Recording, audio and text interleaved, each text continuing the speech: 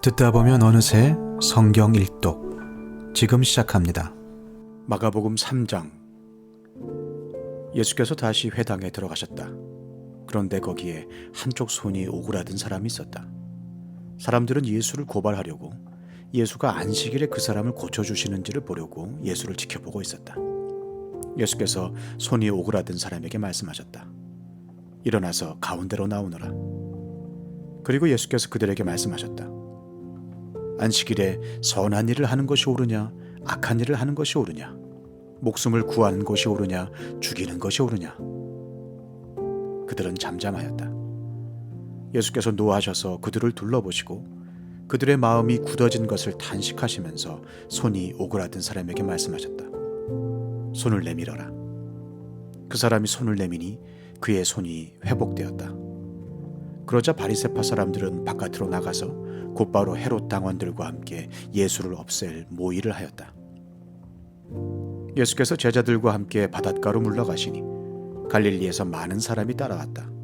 또한 유대와 예루살렘과 이두메와 요단강 건너편과 그리고 두로와 시돈 근처에서도 많은 사람이 그가 하신 모든 일을 소문으로 듣고 그에게로 몰려왔다.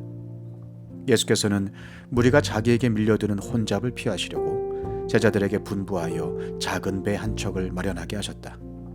그가 많은 사람을 고쳐주셨으므로 온갖 병으로 고통받는 사람들이 누구나 그에게 손을 대려고 밀려들었기 때문이다.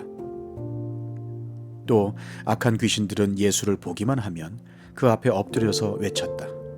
당신은 하나님의 아들입니다. 그러면 예수께서는 나를 세상에 드러내지 말아라 하고 그들을 엄하게 꾸짖으셨다. 예수께서 산에 올라가셔서 원하시는 사람들을 부르시니 그들이 예수께로 나아갔다.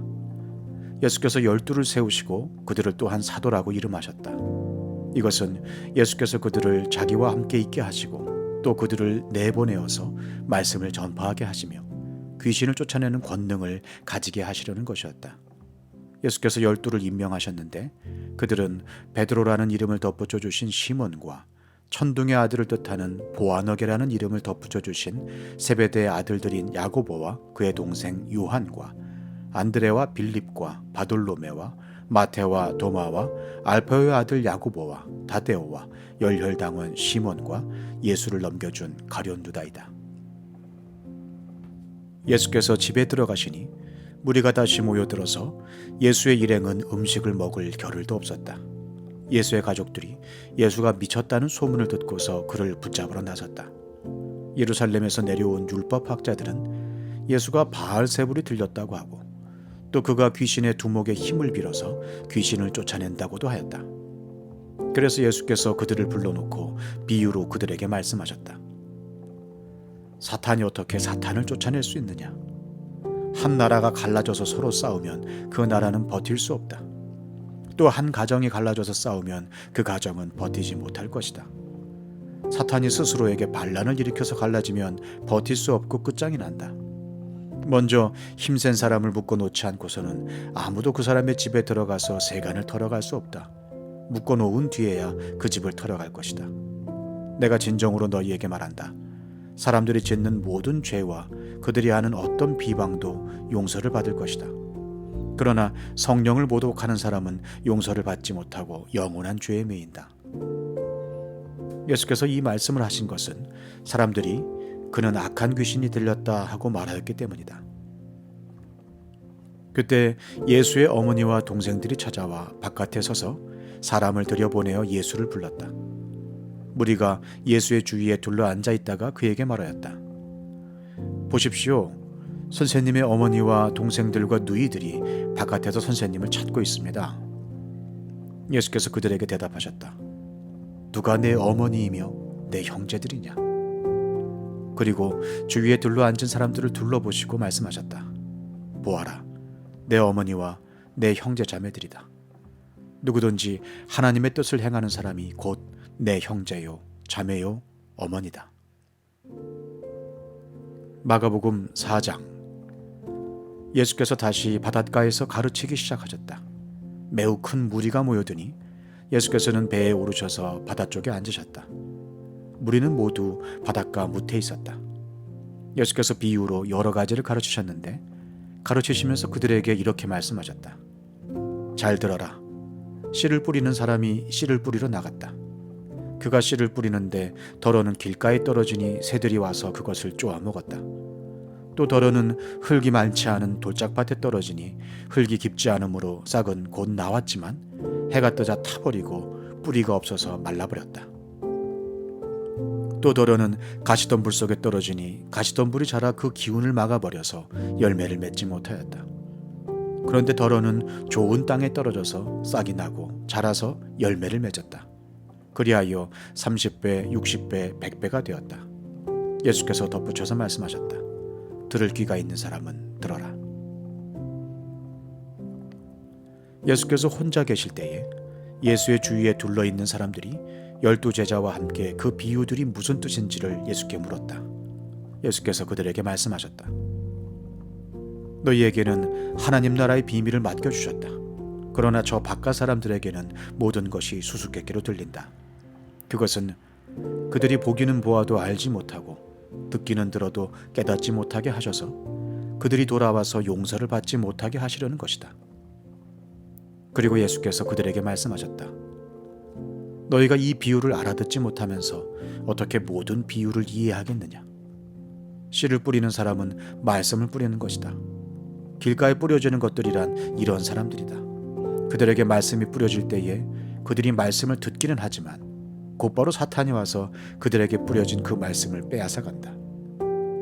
돌짝밭에 뿌려지는 것들이란 이런 사람들이다. 그들은 말씀을 들으면 곧 기쁘게 받아들이기는 하지만 그들 속에 뿌리가 없어서 오래가지 못하고 그 말씀 때문에 환난이나 박해가 일어나면 곧 걸려 넘어진다. 가시덤불 속에 뿌려지는 것들이란 달리 이런 사람들을 가리키는데 그들은 말씀을 듣기는 하지만 세상의 염려와 재물의 유혹과 그 밖에 다른 일에 욕심이 들어와 말씀을 막아서 열매를 맺지 못한다. 좋은 땅에 뿌려지는 것들이란 이런 사람들이다. 그들은 말씀을 듣고 받아들여서 30배, 60배, 100배의 열매를 맺는다. 예수께서 그들에게 말씀하셨다. 사람이 등불을 가져다가 말 아래에나 침상 아래에 두겠느냐? 등경 위에다가 두지 않겠느냐?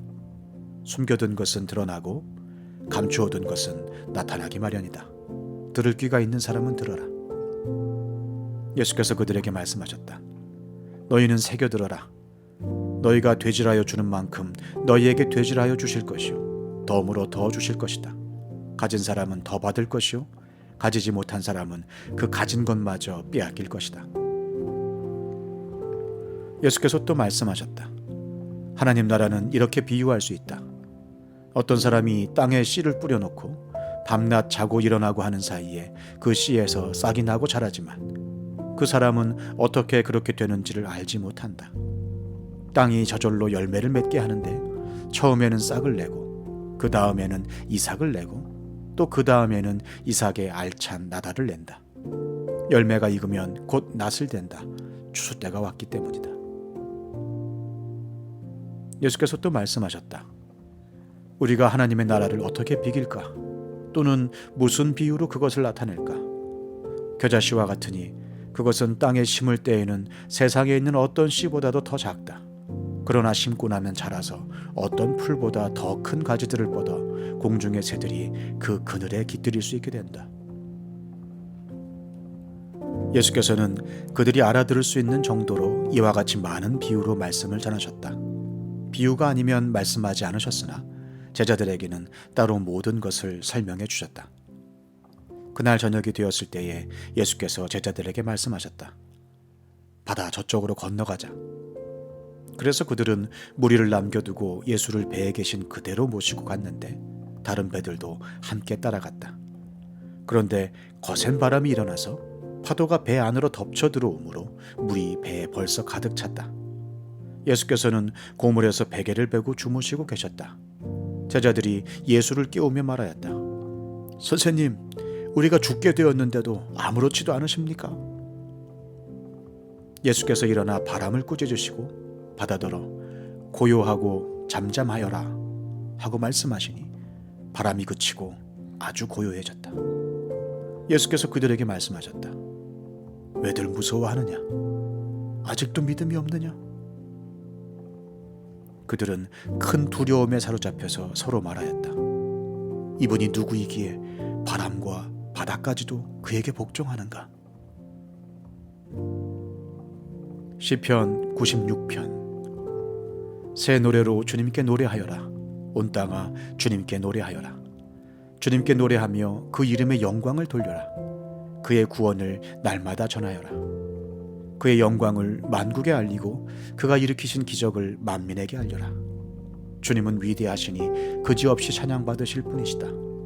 어떤 신들보다 더 두려워해야 할 분이시다. 만방의 모든 백성이 만든 신은 헛된 우상이지만 주님은 하늘을 지으신 분이시다. 주님 앞에는 위엄과 영광이 있고 주님의 성소에는 권능과 아름다움이 있다. 만방의 민족들아 주님을 찬양하여라. 주님의 영광과 권능을 찬양하여라. 주님의 이름에 어울리는 영광을 주님께 돌려라. 예물을 들고 성전 뜰로 들어가거라. 거룩한 옷을 입고 주님께 경배하여라. 온 땅아 그 앞에서 떨어라. 모든 나라에 이르기를 주님께서 다스리시니 세계는 굳게 서서 흔들리지 않는다. 주님이 만민을 공정하게 판결하신다 하여라. 하늘은 즐거워하고 땅은 기뻐 외치며 바다와 거기에 가득 찬 것들도 다 크게 외쳐라. 들과 거기에 있는 모든 것도 다 기뻐하며 뛰어라. 그러면 숲속의 나무들도 모두 즐거이 노래할 것이다. 주님이 오실 것이니 주님께서 땅을 심판하러 오실 것이니 주님은 정의로 세상을 심판하시며 그의 진실하심으로 뭇 백성을 다스리실 것이다.